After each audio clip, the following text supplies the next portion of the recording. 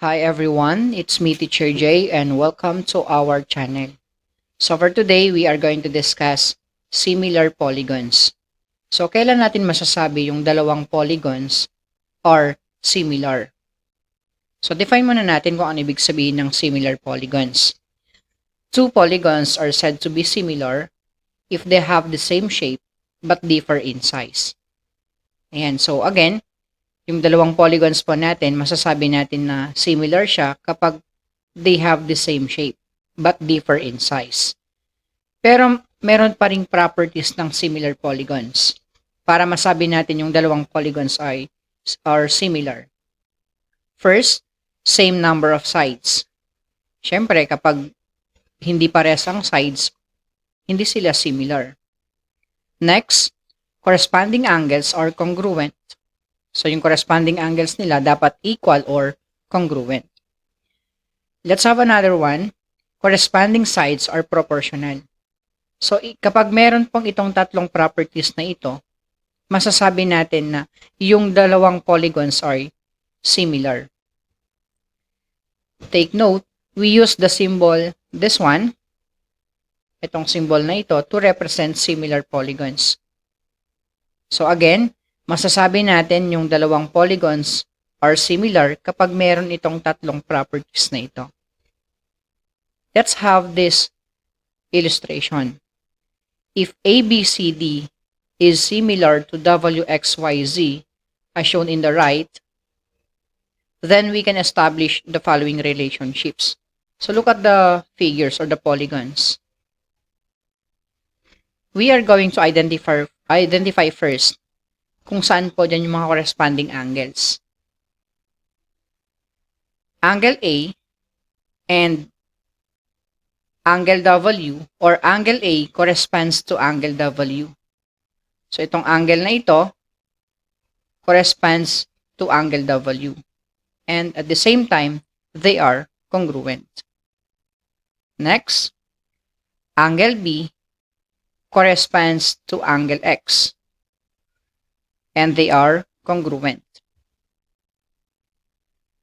Angle C and corresponds to angle Y. And they are congruent.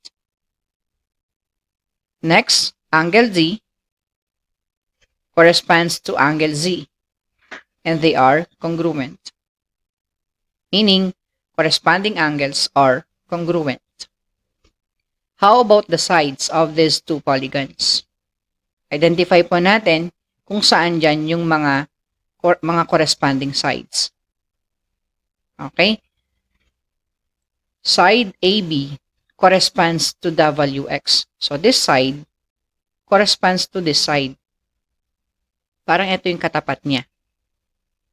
Okay? Another one, segment BC.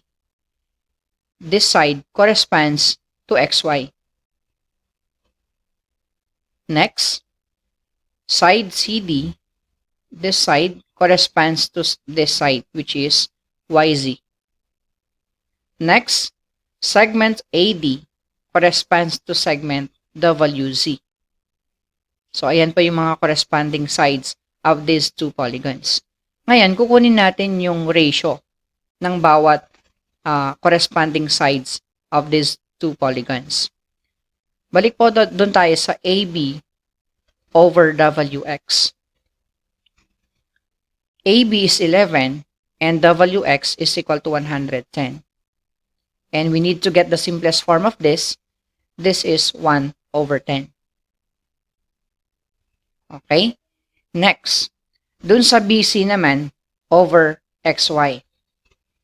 Yung BC is 15, XY is 150, and we need to get the simplest form of this, that is 1 over 10. Next, CD over YZ, that is equal to 4 over 40. Yung CD natin is 4, YZ natin is 40, and we need to get the simplest form of this, that is 1 over 10. Next, yung AD naman, over WZ. AD is 8 and WZ is 80. And we need to get the simplest form of this, that is 1 over 10. Look at the ratios of the corresponding sides of these two polygons. Equal po lahat ng ratio. Ang tawag dyan, that is the common ratio or scale factor. Again, common ratio or scale factor, that is 1 over 10. The common ratio of the corresponding sides is also called the similarity ratio. So, tawag dyan scale factor or similarity ratio. Yun yung 1 over 10 na yan. Ibig sabihin, kapag yung corresponding angles ay congruent ng dito sa dalawang polygons na ito, at the same time, yung corresponding sides are proportional. Ibig sabihin, kapag proportional, dapat lahat ng ratios or scale factor are equal. In short, masasabi na natin na yung dalawang polygons are similar. Kapag ano po dyan, if one of these ratios or scale factor ay hindi equal dun sa ibang factors or scale factors, masasabi natin na hindi equal yung or hindi similar yung dalawang polygons. Again, kapag isa dito ay hindi equal dun sa ibang scale factor, masasabi natin na hindi sila similar. Pero sa example na ito, ay equal lahat, so yung dalawang polygons are similar. Let's have another one. If ABCD is similar to EFGH, shown in the right, then we can establish the following relationships. So, makikita na natin yung mga angles naman ay congruent. Kasi based from the markings. Okay? So, sa sides po tayo mag-focus. So, ang gagawin muna natin, kunin natin yung mga corresponding sides. So, side AB corresponds to EF.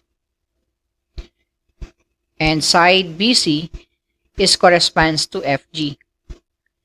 Is equal to side CD corresponds to side GH. Is equal to AD corresponds to EH. Sir, bakit equal pa yung lahat niyan? Kasi nga, kukunin natin yung lahat ng ratios or scale factor kung equal lahat. And then, dun tayo sa AB over EF. AB is 15, EF is 10, is equal to, yung BC natin is 6, ang FG natin ay 4, and then ang CD natin is 9, ang GH natin is 6, and then ang AD natin is 12, and then EH natin is 8. And then we need to get the simplest form of this. Yung 15 over 10, that is 3 over 2. Yung 6 over 4, that is 3 over 2. Yung 9 over 6, that is 3 over 2. And then yung 12 over 8, that is 3 over 2. So our scale factor or similarity ratio is 3 over 2. And they are all equal. Thus, ABCD is similar to EFGH, or these two polygons are similar. Okay, let's have this one. We are going to identify if the polygons are similar. So look at our illustrations, given the angles and the sides. Look at our angles. Okay, our angles or our corresponding angles are congruent, right? And then we are going to look for the corresponding sides. Tingnan natin kung proportional ba siya or kung yung scale factor ba niya or similarity ratio niya ay equal. So this side corresponds to this side. So that is 6 over 18. And this side corresponds to this side. So that is 7 over 21. This side corresponds to this side, right? And that is 8 over 24. And this side corresponds to this side, and that is 9 over 27. And then we are going to simplify these ratios. So yung 6 over 18, that is 1 over 3 or 1/3. Yung 7 over 21, that is 1/3. Yung 8 over 24, that is 1/3. And then yung 9 over 27, that is 1/3. So the similarity ratio or scale factor are equal, meaning these two polygons are similar. Let's have another one. Okay, so ang given lang po yung sides ng ating dalawang polygons. So we need to get the ratio or scale factor of these two polygons. So AB corresponds to DE. So this side corresponds to this side. Is equal to segment BC or side BC corresponds to EF. And then equal to side AC corresponds to side DF. Right? So we need to get the ratios.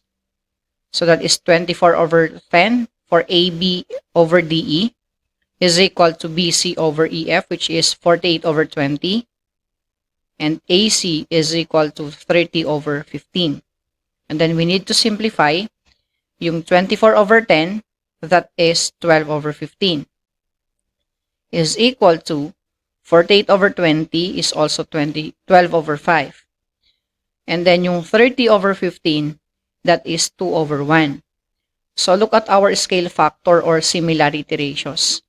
They are not equal, right? Meaning, these two polygons are not similar. And now, we are going to apply the properties of similar polygons in solving problems. Let's have the first example. So look at our two polygons. Ang hahanapin natin yan yung value ng x. So this side corresponds to this side. And this side corresponds to this side. Right? So 12 over 3 is equal to 20 over x. By using cross multiplication property, we have 12x is equal to 60. So 12 times x, that is 12x. 20 times 3, that is 60. And then by using MPE, or simply divide both sides of the equation by 12, x now is equal to 5. So the value of x is equal to 5. Let's have the first or second example.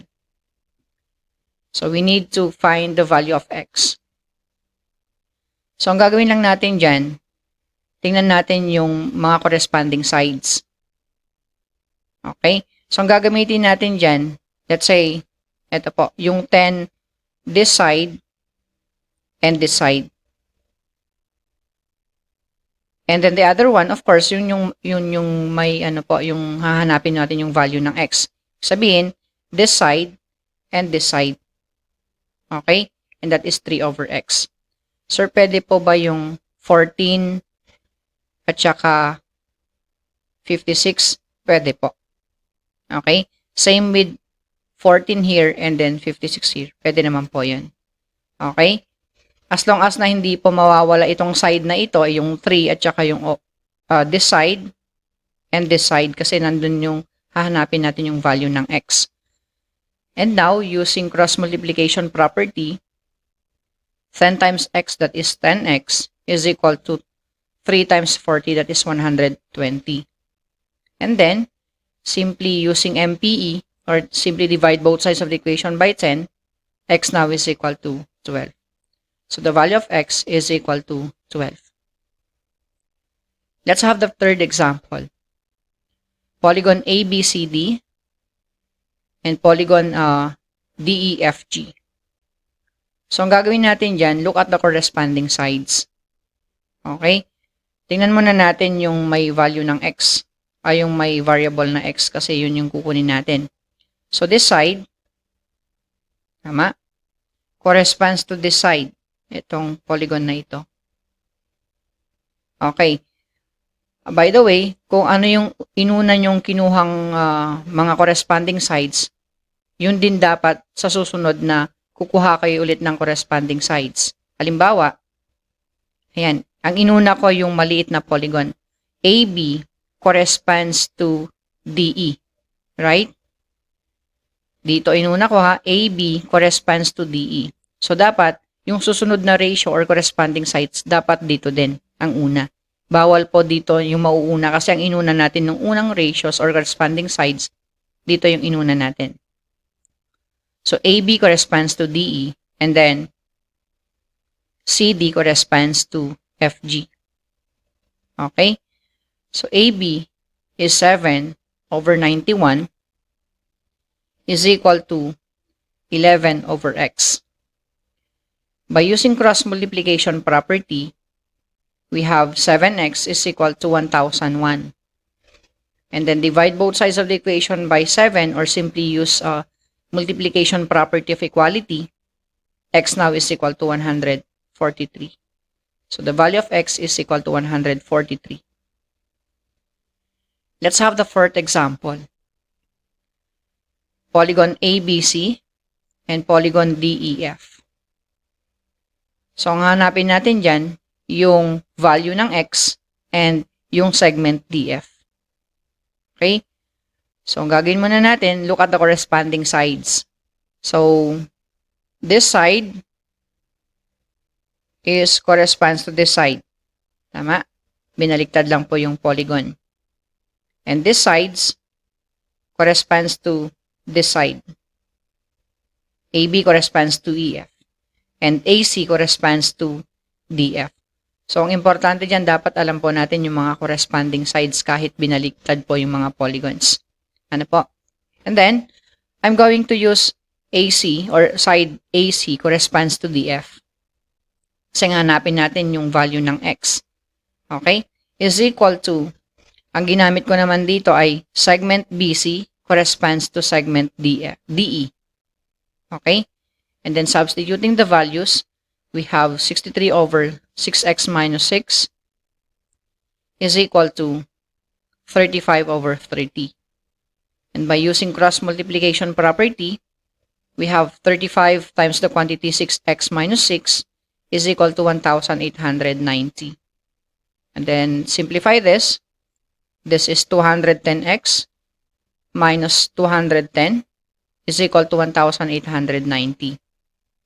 Using addition property of equality, or simply transpose this negative 210 to right side, magiging 210x is equal to 1,890 plus 210. Simplify natin ito. We have 210x is equal to 2,100. And then simply use MPE. X now is equal to 10. So the value of X is equal to 10. And now, we are going to find DF.